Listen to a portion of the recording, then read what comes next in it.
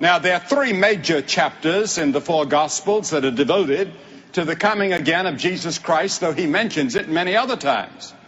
The 21st chapter of Luke, the 24th chapter of Matthew, and this 13th chapter of Mark. And there are five things that I want you to see about the coming again of Jesus Christ that is used in these chapters. The first one is watch. Second, wait. Third, walk.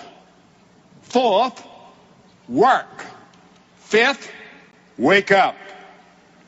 Jesus said we're to watch.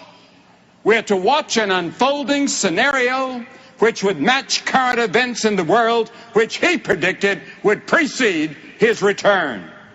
He said in Matthew 16, discern the signs of the times. He said, read the signs. He said, they'll be all about you before I return. Now, Jesus said, watch. He also said, wait. Wait for his coming. Paul defined a Christian as someone who has turned to God from idols to serve the living and true God and to wait for his Son from heaven. To wait for his Son from heaven. Habakkuk prophesied that that great day of the Lord is yet for an appointed time at the end, though it tarry. Wait for it, he said, because it shall surely come. It will not tarry.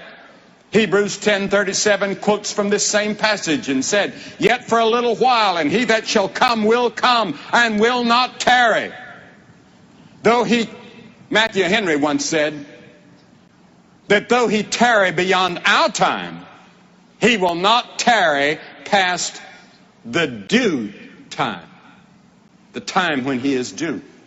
Because the time has already been appointed by the Father.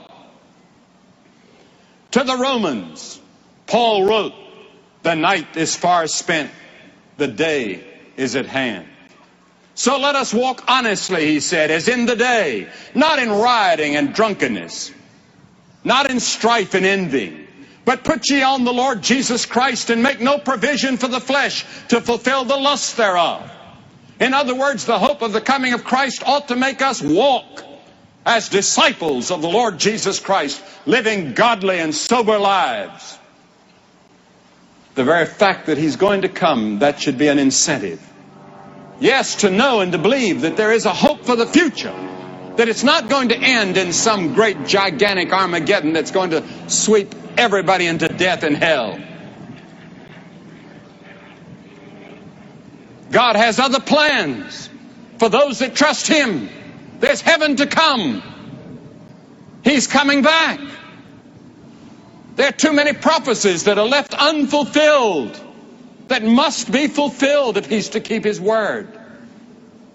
Don't sleep. Wake up to what is happening and how close you yourself may be to the end of your world.